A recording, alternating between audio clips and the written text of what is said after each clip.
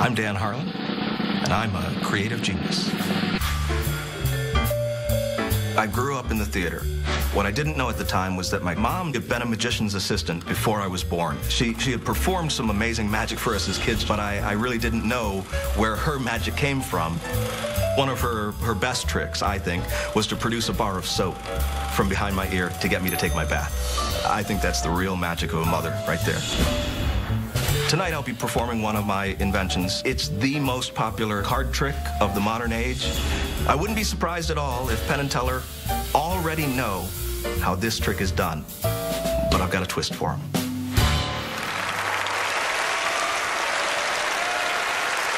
Our next performer first hit the stage when he was 2 years old.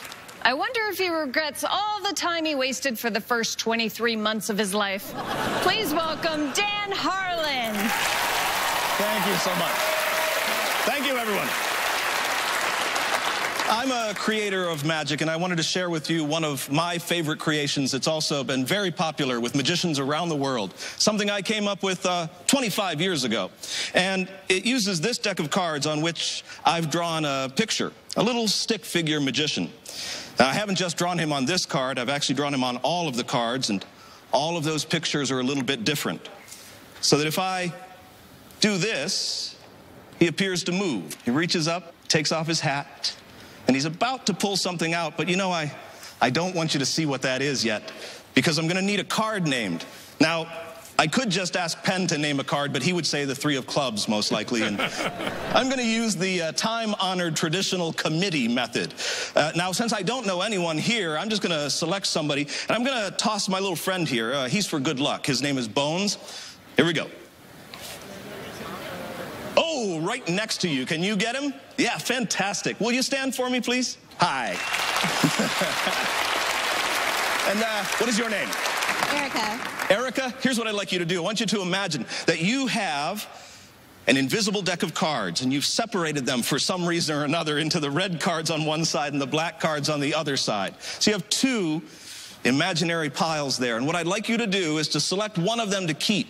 Whatever you choose is what we'll use. So would you like the red cards or the black cards? The red cards. The red cards? Well, then we'll take the black cards and just toss them away. Do the same thing in your mind. Now, I'd like you to take Bones and hand him to the person next to you. And thanks, you may be seated. Thank you so very much. And would you please stand for me? Hi, and applause for her as well. And what's your name? Troy Netta. Troy Netta? Yes. Yeah, oh, terrific. Okay, so Troy Netta, your choice is a little more limited. We've got the red cards here, and you're going to imagine separating them into the hearts and the diamonds.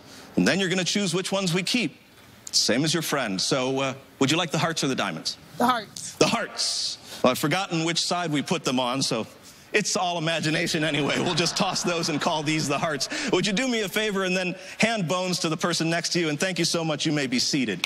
And sir, stand up. This applause is for you. What's your name, sir?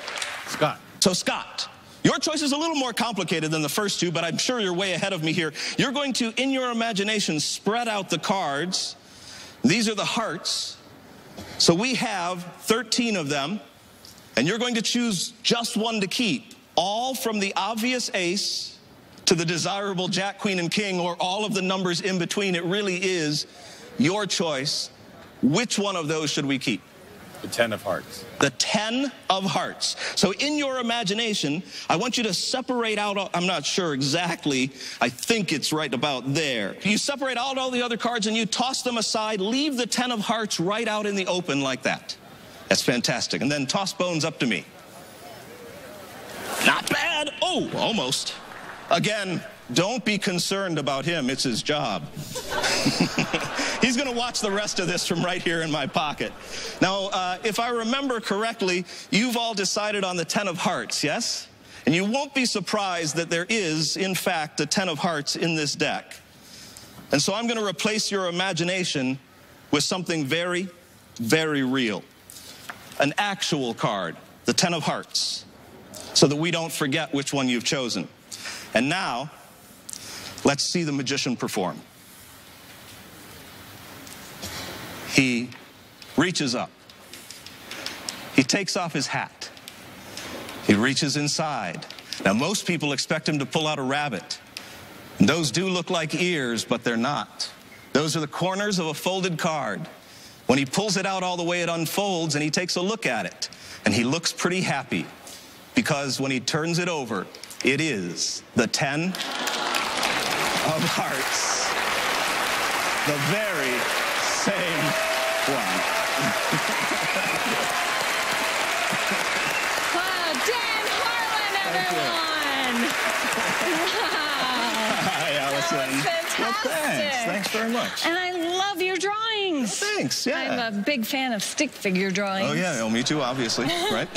So you invent magic tricks. Sure do. Yep. And then they sell like hotcakes. Well, many of them do. You know, the way it is with inventions, some sell better than others. You just got to keep at it until you come up with something good. But you have, if I'm not mistaken, the magic trick that sold the most out of any magic tricks? That would be this one right here. That's so cool. And then you decided to bring it on to fool Penn and Teller? Sure, you know. What if they bought it? It's very likely that they know this trick. As a matter of fact, I brought it on because it's my first chance to perform it on television for everybody, and I really wanted to do something that's close to my heart. Okay, well, it's time to go to the boys. How many tricks can someone get in magic that they can buy in a shop and that they can learn and is good enough to destroy people on national TV? Absolutely destroy them.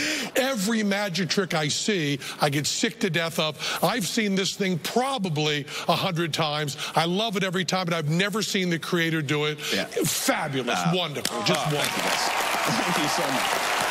Thank you. Thanks.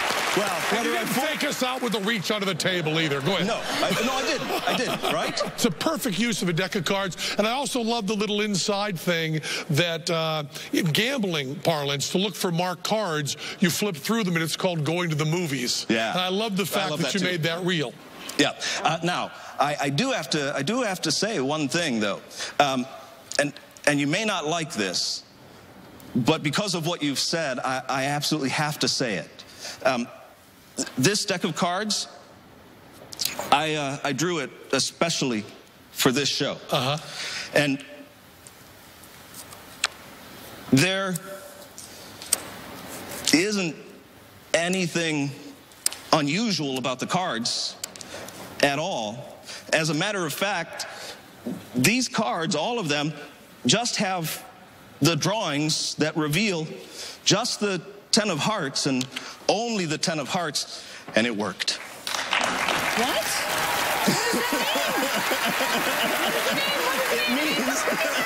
It means that you guys...